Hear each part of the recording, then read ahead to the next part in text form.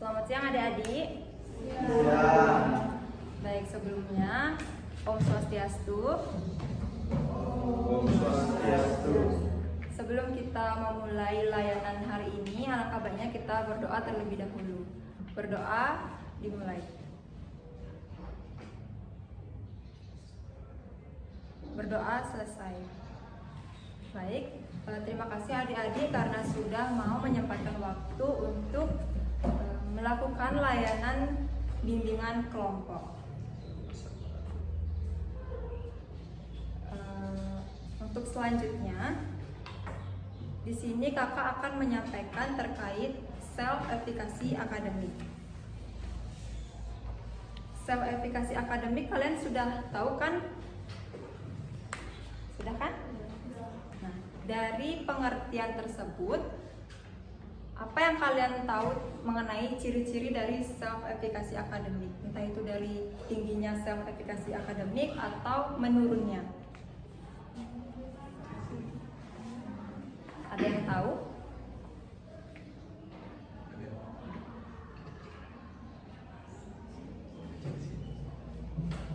Dari kalian ada yang tahu nggak? Kalau self-efficacy akademik turun itu kayak gimana ciri-cirinya? Ya, silakan.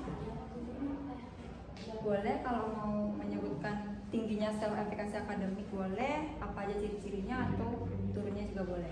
Baik, di sini saya akan menyebutkan beberapa ciri-ciri self-efficacy yang tinggi, yaitu yang pertama keyakinan diri yang kuat, kemudian yang kedua motivasi yang tinggi dan ketekunan, dan yang terakhir kemampuan mengatasi stres. Sementara itu, ciri-ciri self-efficacy yang rendah meliputi keraguan diri, kurangnya motivasi, dan mudah menyerah. Baik, itu ya adik-adik, bahwa self-efficacy akademik turun ataupun rendahnya itu terdapat yang tinggi itu merupakan seperti mudah bersemangat, lalu adanya keyakinan diri yang kuat dalam prestasi akademik. Lalu jika yang turunnya self-efficacy akademik itu seperti kurang bersemangat, tidak termotivasi, tidak fokus, atau bisa juga jenuh dalam proses pembelajaran. Di sini kalian apakah ada yang sering jenuh dalam proses pembelajaran? Jenuh tiap hari. Setiap hari jenuh ya? Ya. Terus apakah kalian karena jenuh itu jadi tidak bersemangat? Iya, karena jenuh tidak bersemangat. Jika tidak mudah bersemangat itu, apa yang kalian biasanya lakukan? Jam pertama ini pelajarannya yang bikin jenuh. Terus kita memulai itu pelajaran kedua, kalau gurunya asik kita main. Oh, berarti tergantung gurunya.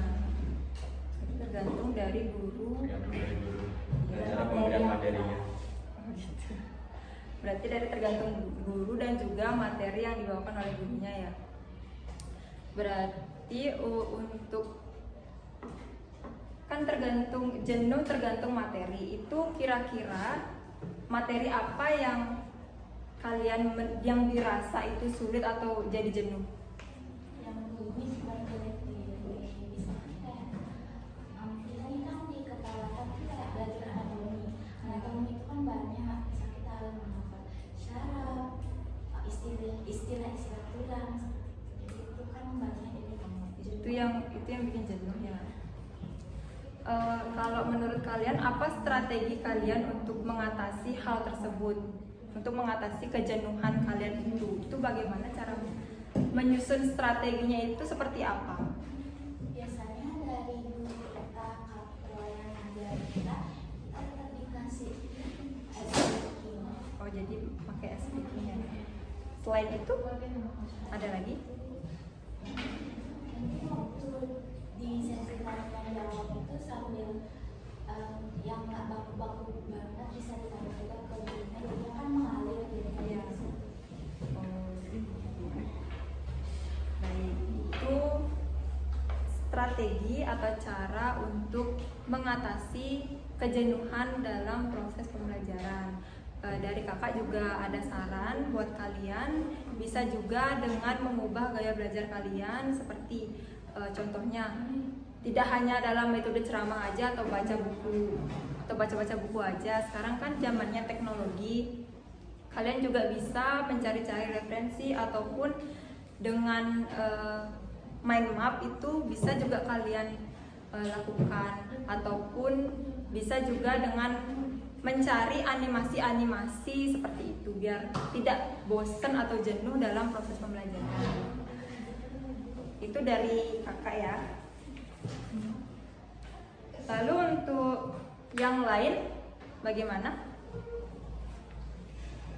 strateginya yang untuk yang lain menurut kalian?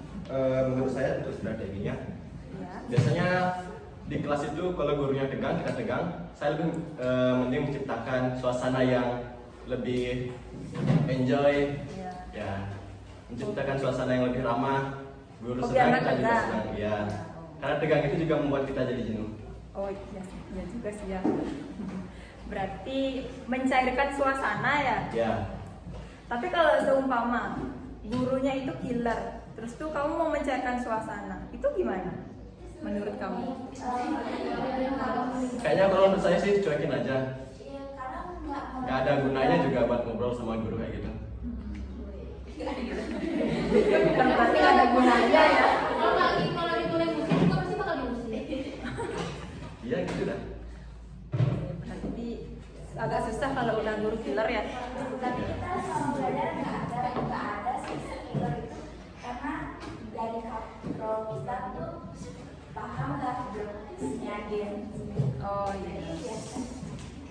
Berarti dia tuh udah ngerti berarti ya. Biasanya guru yang nilai hormat itu paling nyebelin. Iya, paham. Oke. Mungkin itu saja yang dapat kita laksanakan pada bimbingan hari ini. Mungkin ada yang menyimpulkan pada bimbingan hari ini? Mungkin ada yang menyimpulkan, bisa menyimpulkan untuk bimbingan hari ini? Ada yang menyimpulkan nggak?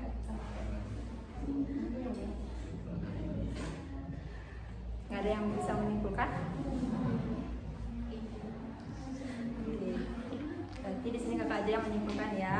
Ya. Bahwasanya kita harus bisa mengubah jika self efficacy akademik itu turun, kita harus bisa mencari cara strategi untuk dapat meningkatkan self efficacy akademik. Contohnya yang sering terjadi pada kalangan sekarang itu siswa-siswanya pasti jenuh dalam proses pembelajaran, sulit untuk fokus. Jadi kita harus bisa mencari cara agar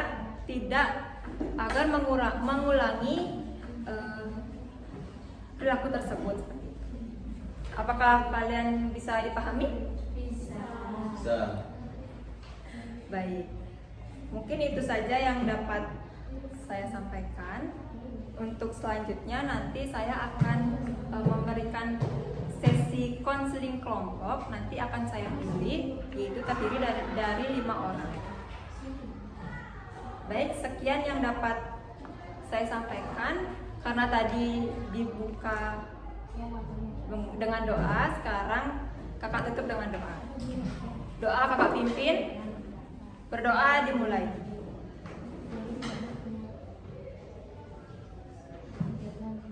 Berdoa selesai. Baik, sekian yang dapat saya sampaikan. Terima kasih untuk waktunya pada adik-adik.